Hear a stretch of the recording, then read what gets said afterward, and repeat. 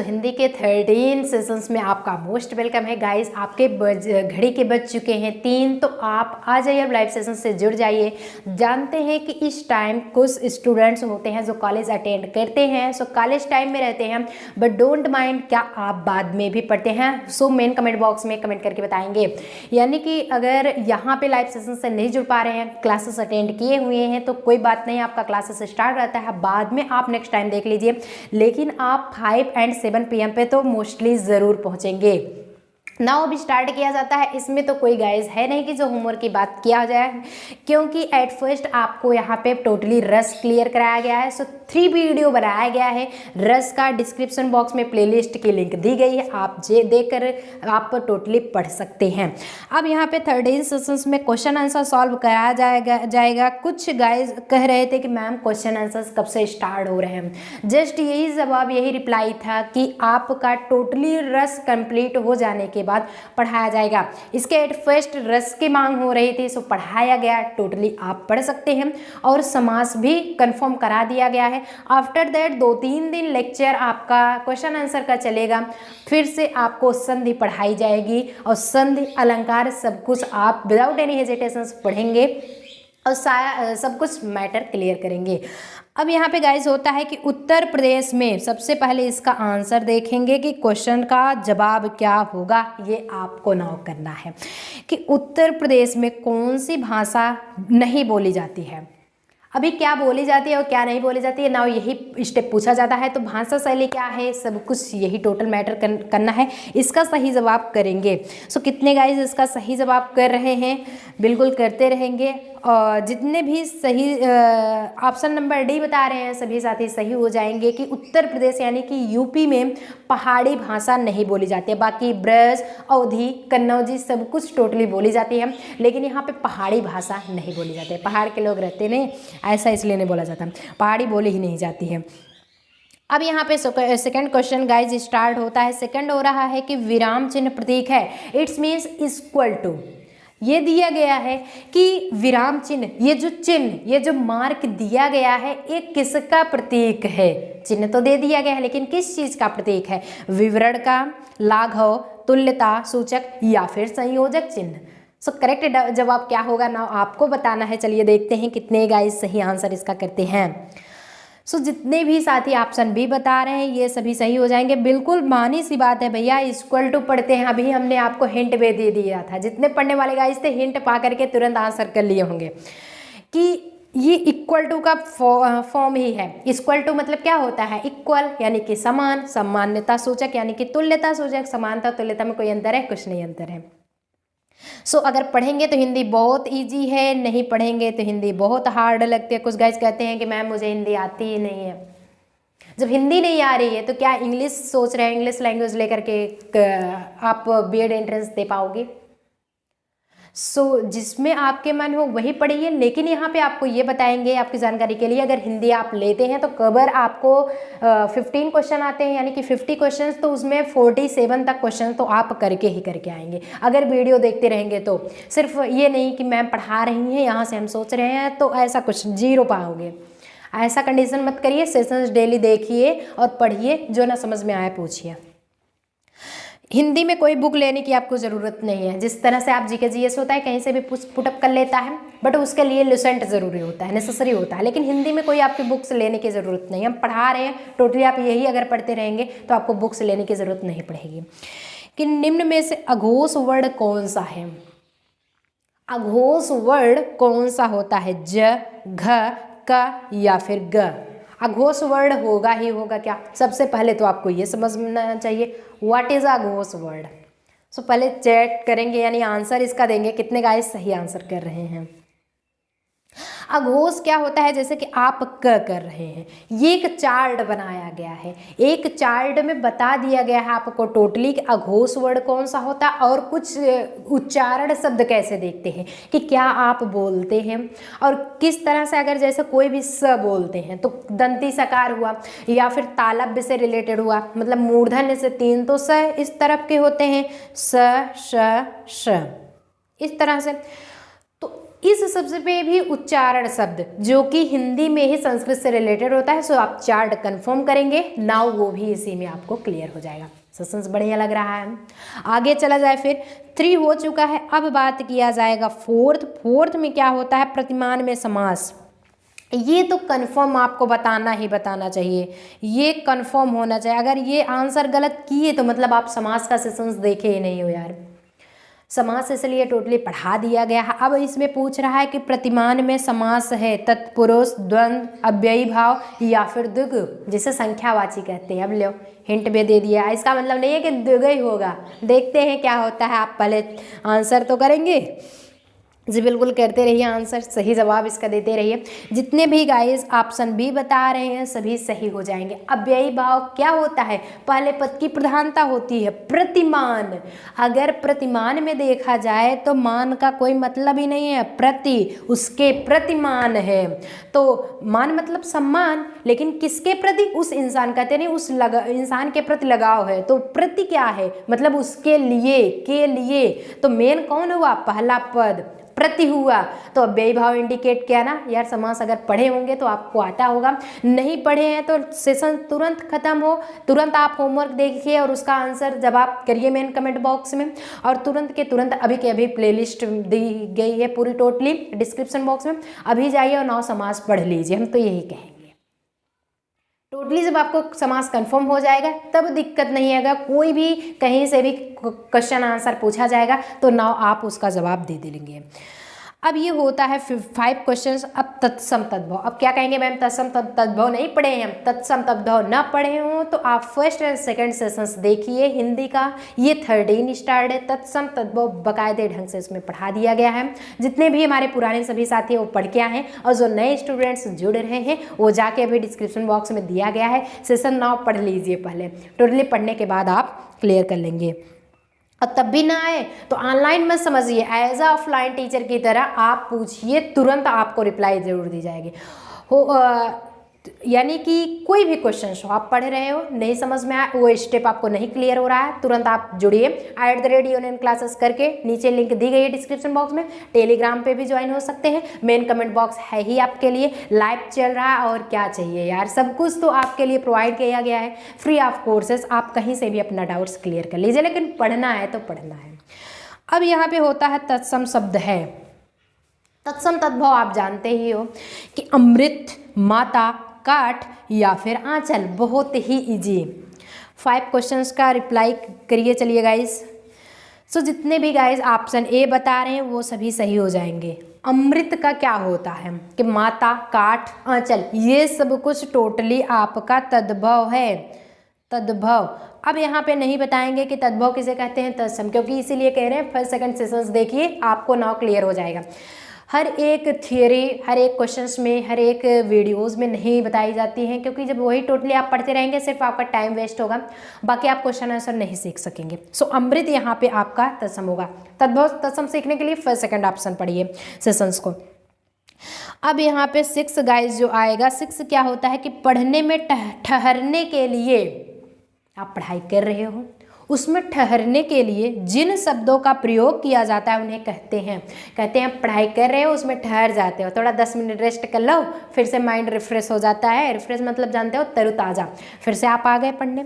उपसर्ग, संधि या फिर प्रत्यय या विराम चिन्ह, अभी बताया ना, रेस्ट, विराम, रुकना होगा क्या, हिंट तो पहले दे दी जाती है, लेकिन इसका सही जवाब कितने का सही करते हैं।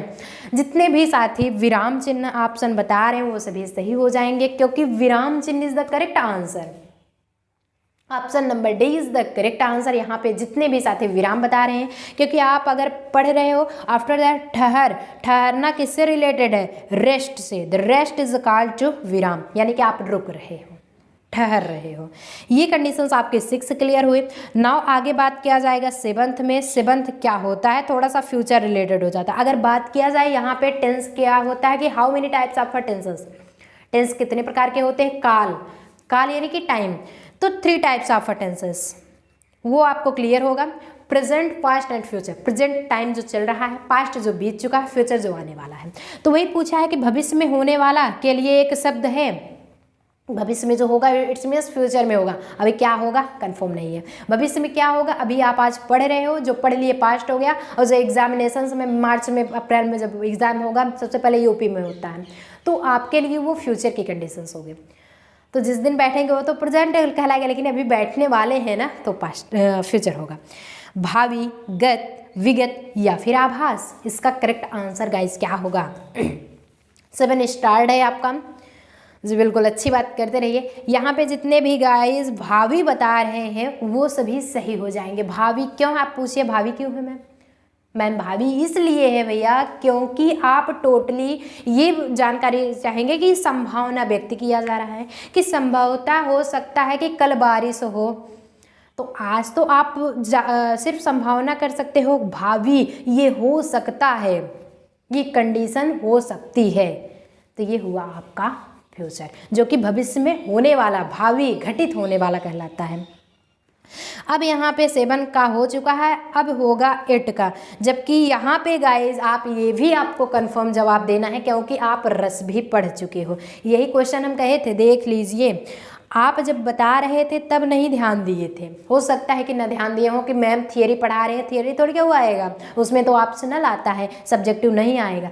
लेकिन भैया उसी सब्जेक्टिव से रिलेटेड उसी थियरी से क्वेश्चंस बनाए जाते हैं, आपके ऑप्शनल भी ऑब्जेक्टिव भी।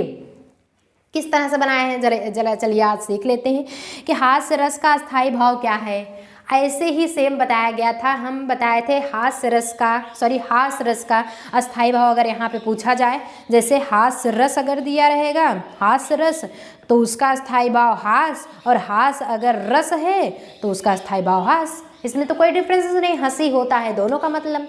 तो क्या है, क्या दिया गया है ऑप्शंस में, ऑप्शंस में क्या दिया गया है, जितने भी गाइज ऑप्शन सही बता रहे हैं सभी सही हो जाएंगे क्योंकि हास रस दिया गया है। सो हास, अगर हास रस दिया गया होता तो हास मतलब तो आपका एक ही है। सो ऐसे इसी तरह के क्वेश्चंस आपके पुटअप होंगे। हो जाएगा करुण रस का क्या होता है अस्थायी भाव, शोक होता है। वात्सल रस का वत्सल होता है। शांत रस का अस्थायी भाव क्या होता है, ये आपका काम है, होमवर्क एज अ होमवर्क।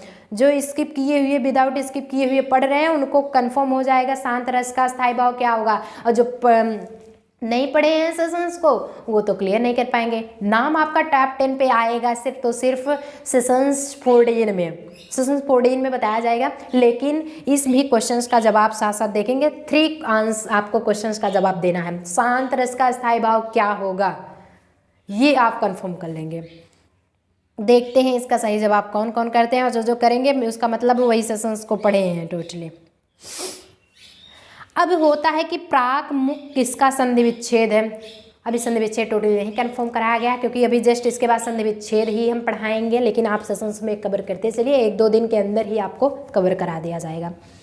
प्रमुख, प्रांगमुख, प्राकमुख या फिर प्रागमुख, थोड़ा थोड़ा अंतर है। देखिए अगर प्रमुख सिर्फ इसमें डिफरेंसेस है, बाकी अंग क ग बाकी सब कुछ है, प्रामुख प्रामुख प्रामुख सब में है, एक तो टोटली प्रमुख ही दे दिया गया है। इसका सही जवाब आप लोग करेंगे। चलिए देखते हैं कितने गाइस सही जवाब इसका कर रहे हैं। अच्छी बात है, 9 क्वेश्चन स्टार्ट है, आप जवाब देते चलेंगे।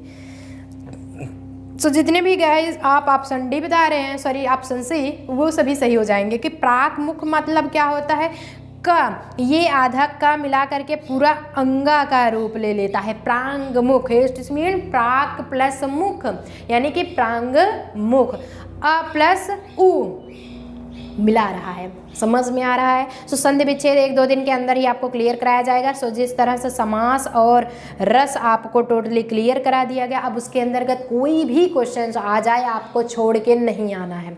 ये मत समझिए मैम हमने अव्ययी भाव के समास को उदाहरण पढ़ा था, आ गया इसमें तत्पुरुष का, तो डिफिनीशन क्यों बताया जाता है, एग्जाम्पल क्यों समझाया जाता है, रूट मजबूत होनी चाहिए आपकी। बस जब अगर बेसिक चीज़ आपको कन्फर्म है, कहीं से भी क्वेश्चन आंसर आपको अगर क्या है मल्टीप्लाई की कंडीशन आपको कंफर्म हो, तो चाहे 2 × 2 पढ़ो, चाहे 5 × 4, मतलब तो एक ही है ना। ये 20 होगा, ये 4 होगा, पढ़ के आप ये गए आ गया, ये तो गड़बड़ा गया, ऐसा कुछ नहीं। मल्टीप्लाई की कंडीशन जानिए, बस टेबल आपको पता है, मल्टीप्लाई की कंडीशंस पता है, हम सब कुछ टोटली आपको नॉलेज है, तो बस करना क्या है, जो कह रहा है सो करके आइए। अब ये टोटली 9 हो चुका है, 10 देखते हैं। एक सेकेंड, प्राकमुख, यही 9 और 9 डबल बार हो गया है। चलिए कोई बात नहीं। 10 क्वेश्चंस ये जो जवाब होगा आपका कि शीतल शब्द का संधि विच्छेद करने पर प्रत्यय के रूप में क्या प्राप्त। इसमें दो चीज सीखेंगे आप। क्या क्या सीखेंगे कि शीतल शब्द का संधि विच्छेद अगर आप करते हैं तो प्रत्यय के रूप में क्या होगा और क्या होगा, कुछ नहीं होगा। इसमें दो चीज ये है कि सबसे पहले तो आप संधि विच्छेद करेंगे और दूसरी चीज है प्रत्यय और उपसर्ग सीखेंगे। उपसर्ग क्या होता है, जो वर्ड के पहले होता है। प्रत्यय क्या होता है, जो लास्ट में होता है। बात क्लियर। संधि विच्छेद कर दो, जो लास्ट में आया प्रत्यय दिखा दो। शीतल वर्ड दिया गया है, इसमें क्या होगा। 10 का हिंट दे दिया गया है, आंसर करना आपका काम। सो जितने भी इस गाइज आप ऑप्शन सी बता रहे हैं सभी सही इसलिए हो जाएंगे कि शीतल में शीत तो आगे उपसर्ग है बट ल ही तो आपका है। अगर यहीं पे शीत प्लस अल होता ऑप्शंस में सो प्रत्यय अल हो जाता। अगर ल है तो ला ऑप्शन ल हो जाएगा।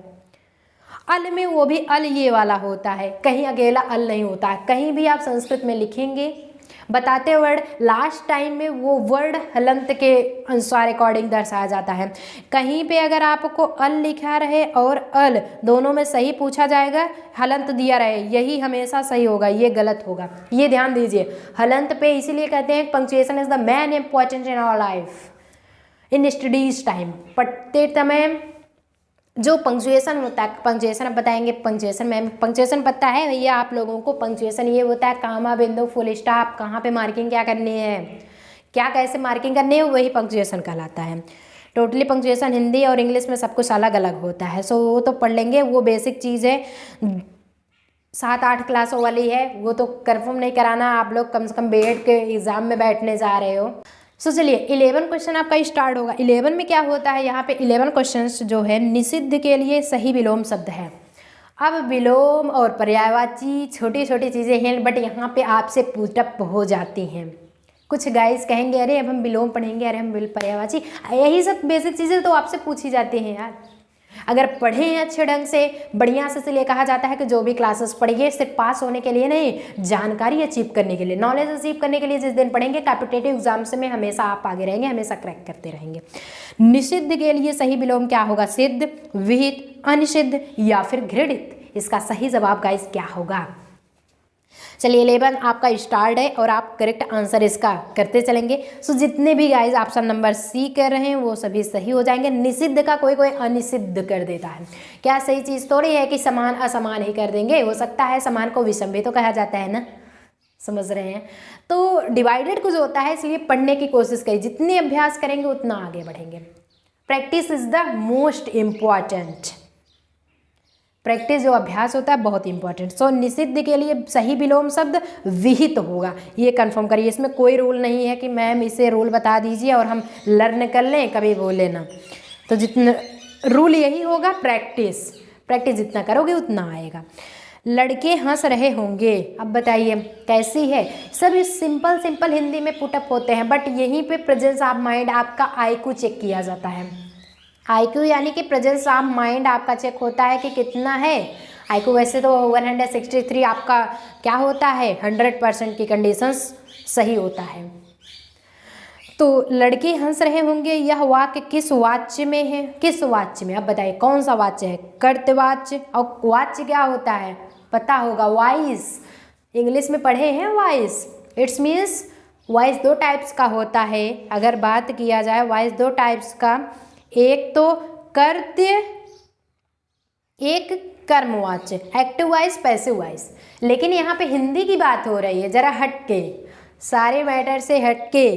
कर्तवाच्य, भाववाच्य और कर्मवाच्य या फिर कर्मवाच्य क्या होती है कंडीशंस आपके, यहाँ पे देखा जाएगा। 12 में कितने गाइस सही आंसर करते हैं।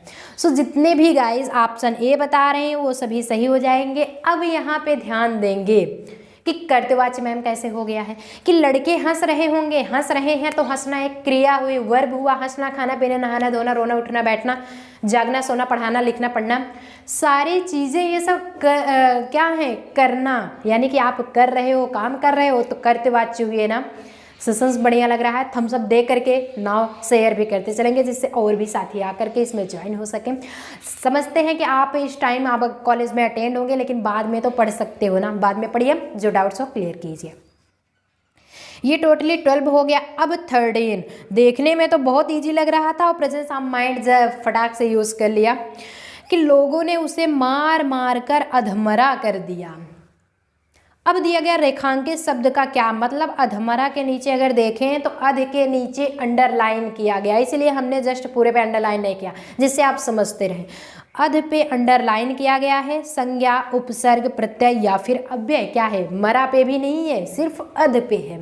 तो ये क्या आपका संज्ञा होगा, अव्यय होगा, उपसर्ग होगा या फिर प्रत्यय होगा। In your mind you choose to end correct options. आपका टाइम स्टार्ट होता है।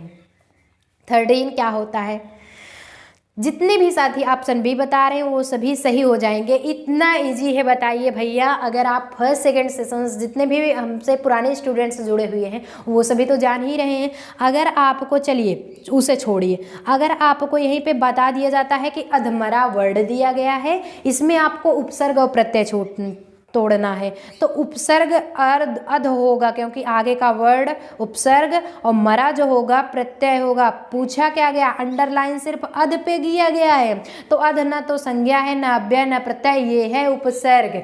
बात क्लियर हो रही है, मैटर सब कुछ क्लियर हो रहा है। इसीलिए कहते हैं कि हम पहले ही बता दिए थे इजी बहुत क्वेश्चन आएगा, लेकिन उसमें सिर्फ तो सिर्फ आपको प्रेजेंस ऑफ माइंड लगाना है, हम पहले ही हिंट दे चुके हैं।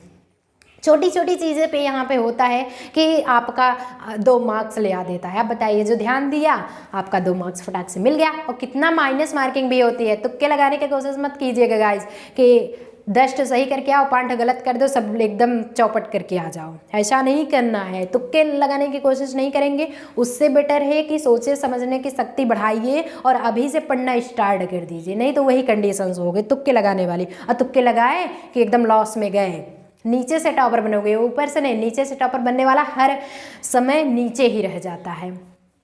अभी क्या होगा, निम्न में पुल्लिंग शब्द कौन सा है। पुल्लिंग क्या होता है, जेंडर 4 टाइप्स के होते हैं। पुल्लिंग आपका अगर पूछा जाए तो 4 टाइप्स के जेंडर होते हैं, यानी कि लिंग, मैस्कुलिन जिसे आप पुल्लिंग कहते हैं, फेमिनिन स्त्रीलिंग, न्यूटर यानी कि उसमें कोई नहीं होता है, जो से एकदम मतलब असामान्य होता है, जैसे कुर्सी, मेज, चेयर, मतलब कि ये सारी चीज़ें हो गई। टेबल, टेबल मतलब मेज, चेयर मतलब कुर्सी, इंग्लिश रहा तो वो, हिंदी रहा तो वो, अब तो नहीं दिक्कत है। और क्या होता है कि कॉमन में आता है, जैसे डॉक्टर हो गए, टीचर हो गए, तो डॉक्टर में क्या होगा, नर्स भी होते हैं, डॉक्टर्स यानी कि जेंट्स भी होते हैं, लेडीज़ भी होते हैं। टीचर्स में मैडम भी होती हैं, सर भी होते हैं। लेकिन ये नहीं कहा, जब हिंदी में कहेंगे कि अध्यापक एवं अध्यापिकाएँ तो अलग होगा, पुल्लिंग एंड स्त्रीलिंग। लेकिन यहाँ पर अगर कॉमन बात आया कि टीचर्स लोग हमारे स्टूडेंट्स को या फिर हम सभी को पढ़ा रहे थे, तो उस टीचर्स में आपको कॉमन की कंडीशन है, हो सकता है मैम हो कि सर, हो सकता है दोनों हो सकता है दोनों सर दोनों मैम, वो तो आपको अननोन की तरह लग रहा है, वो तो आपको क्लियर नहीं है। तो 4 होते हैं।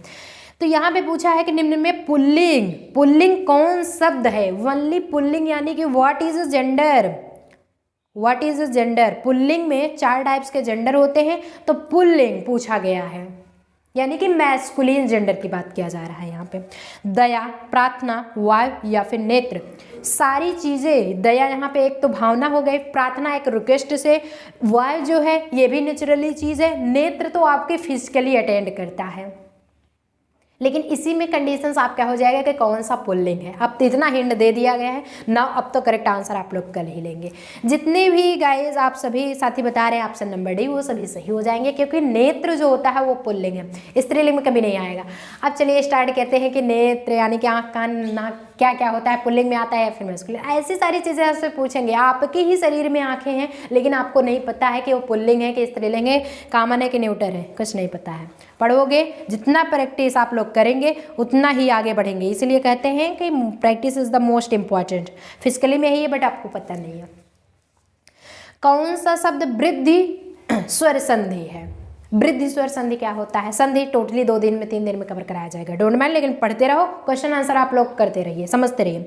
स्वयंभू, महोत्सव, महोजस्वी या फिर अत्युष्म, इसका जो करेक्ट आंसर क्या होगा गाइस, 15 नाउ आपका स्टार्ट है। सो आप लोग करते रहेंगे, लाइव चैट करते रहेंगे, उसमें बिल्कुल भी प्रॉब्लम नहीं होना चाहिए, आंसर आप लोग करते रहिए।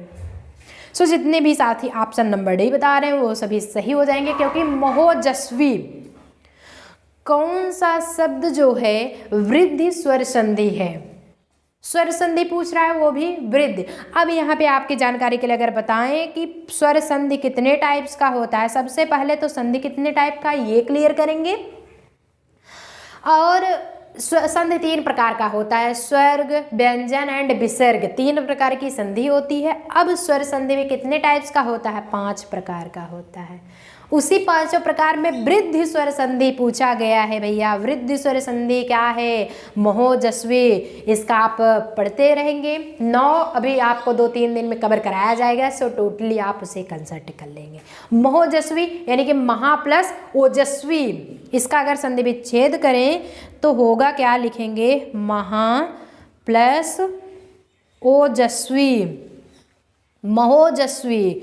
आ प्लस ओ क्या मिला रहा है? आ, बड़ा आ भी है, बड़ा ओ भी है, ओ ओजस्वी, क्योंकि महोजस्वी है ना, तो ओजस्वी होगा, महा प्लस ओजस्वी। तो ये भी बड़ा, ये भी बड़ा। वृद्धि स्वर संधि अकह सवर्णे दीर्घा, formula is the correct answer. Formula जो होता है सबसे बड़ा आंसर होता है। फार्मूला नहीं होगा, आपको जाना कहीं और है, आप उसके गोल को कहीं और निर्धारित किए, रास्ता बदल दिए, कहीं और पहुंच जाओगे। तो इन सब का चीज़ फार्मूला होता है। अकह सवर्णे दीर्घ लिख लीजिए, अकह सवर्णे दीर्घ। ऐसे हम थियरी भी बताएंगे, तब पढ़ोगे, तब नहीं पढ़ोगे। ऐसे चिल्लाते हो आप लोग, जब दे दिया जाता है तब नहीं पढ़ते हो, भागते हो फिर। अकह सवर्णे दीर्घ जो होगा वृद्धि स्वर संधि का फार्मूला है। इसमें भी बड़ा आ, बड़ा ओ, दोनों बड़ा बड़ा आ रहा है, तो इसलिए वृद्धि है। और स्वर संधि की क्या पहचान है, वो तो ना पढ़ने के बाद ही पता लगेगा। यहाँ तक क्लियर कीजिए मैटर। आगे समझ में आया? सबसे बढ़िया 15 क्वेश्चन लगा क्या? सबसे बढ़िया, सब अच्छा समझ में आया वो टोटली देखिए। ठीक ठीक न्याय हो जाना। ठीक ठीक मतलब क्या होता है? एकदम द बेस्ट, कोई अन्याय की उसमें परफॉर्मेंस ना हो, सब कुछ बेस्ट, यानी कि न्याय की ही बात हो। अर्थ के लिए सही लोकोक्ति है। लोकोक्ति क्या होती है? What is a phrases, what is a conditions of a phrases, मुहावरा, लोकोक्ति। दूध का दूध, पानी का पानी, कहते नहीं है? अभी आप पढ़ाई किए हो, चलिए टीचर कहता है कि स्टूडेंट्स अभी दूध का दूध और पानी का पानी हम करते हैं, देखते हैं कितना नंबर ले आओगे, जितना सही होगा उतना नंबर आएगा। दोनों हाथों में लड्डू, बढ़िया भैया, बहुत खुशी हैं, दोनों हाथों में उनके लड्डू है।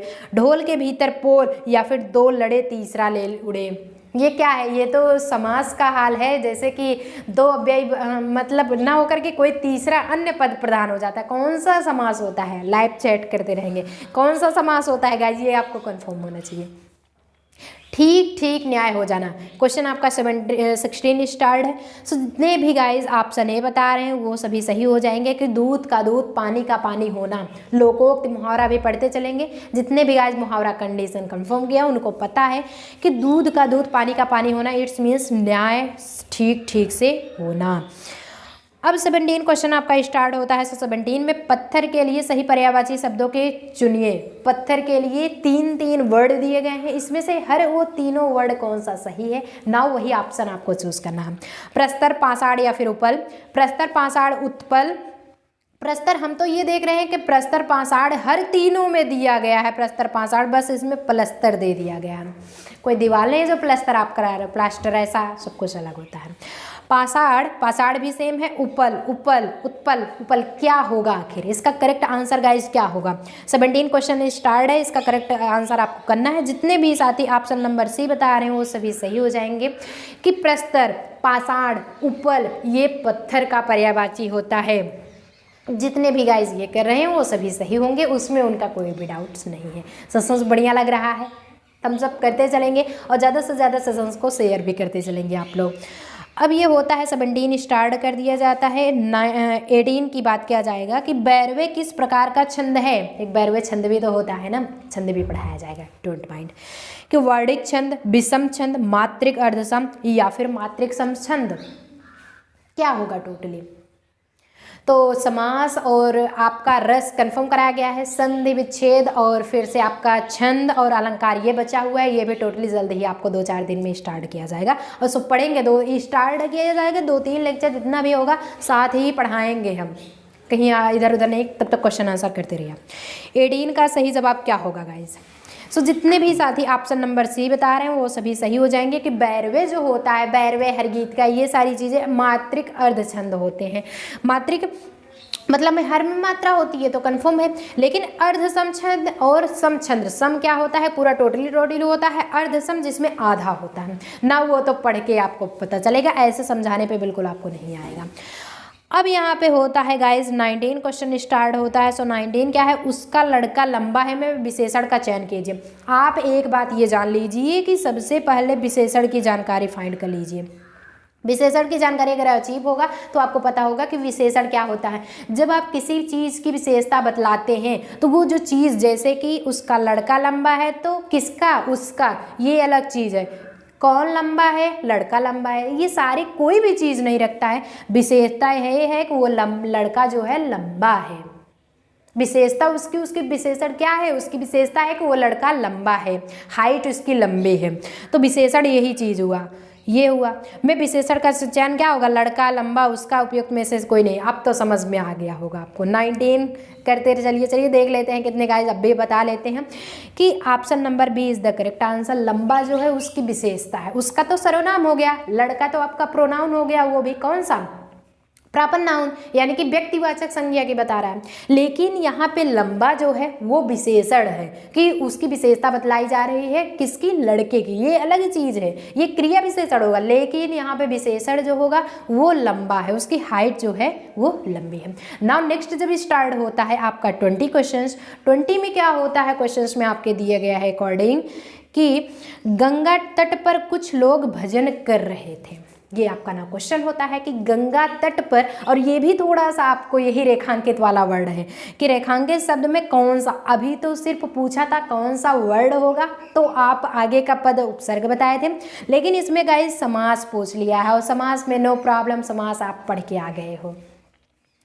द्वंद्व जिसमें दोनों पद प्रधान, कर्मधारय, तत्पुरुष, अव्ययी भाव, क्या होगा इसका करेक्ट जवाब, क्या होगा। समास ना पढ़िए, ये टोटली पढ़ लीजिए सेशंस को, तुरंत जाइए, लिंक दी गई है डिस्क्रिप्शन बॉक्स में, तुरंत पढ़िए और अपना डाउट्स क्लियर कीजिए। जो ना समझ में आए एज अ ऑफलाइन टीचर आप ज़रूर पुटअप कीजिए, हम सब कुछ बताएंगे टोटली। 20 स्टार्ट होता है आपका। 20 का जितने भी गाइस ऑप्शन भी बता रहे हैं सब सही हो जाएंगे कि तत्पुरुष समास। तत्पुरुष समास का रूल क्या होता है, ये तो आपको कंफर्म होना चाहिए रूल, कि गंगा तट पर कुछ लोग भजन कर रहे हैं। भजन कोई और कर रहा है, लोग कर रहे हैं यानी कुछ पर, लेकिन ऑप्शन क्या है, गंगा तट पर, किसी अन्य पद की प्रधानता बतलाई जा रही है। अरे भैया कुछ लोग जो है वन पोजीशंस में आ गए, भजन कर रहे हैं, क्रिया कर रहे हैं, एक पोजीशन इनकी भी हो गई, जहाँ पे न तो एक पद की न दूसरे पद की, कहीं अन्य पद की प्रधानता हो। प्रधानता किसकी हो रही है, गंगा तट की, प्रधानता इसकी हो रही है गंगा तट के। सो कॉल्ड टू तत्पुरुष हुआ ना। थियरी से बहुत भागते थे आप लोग, क्या कहे मैम थियरी नहीं पढ़ेंगे, या फिर थियरी नहीं पढ़ोगे तो बेसिक चीज़ जब आपको नॉलेज नहीं होगा क्वेश्चन कैसे सॉल्व कर पाओगे यार। क्वेश्चन नहीं सॉल्व होगा जब तक आप पूरा टोटली थियरी नहीं कवर कर पाएंगे। सो गंगा तट जो है वो करेक्ट जवाब होगा कि अन्य पद की प्रधानता हुई कि गंगा तट पर कुछ लोग भजन कर रहे हैं। रेखांकित तो गंगा तट ही दे दिया गया, न लोग दिया गया न भजन करने के लिए दिया गया। यहाँ पे तत्पुरुष जितने भी गाइस सही जवाब कर रहे हैं। 20 हो चुका क्लियर, आगे चला जाए फिर। अब 21 क्वेश्चन स्टार्ट होता है। 21 क्वेश्चन का क्या जवाब होगा कि निम्नलिखित में से तद्भव शब्द क्या है। तत्सम तद्भव तो आप पढ़ के आए हैं क्योंकि आपको नॉलेज है, इसमें कोई प्रॉब्लम नहीं है।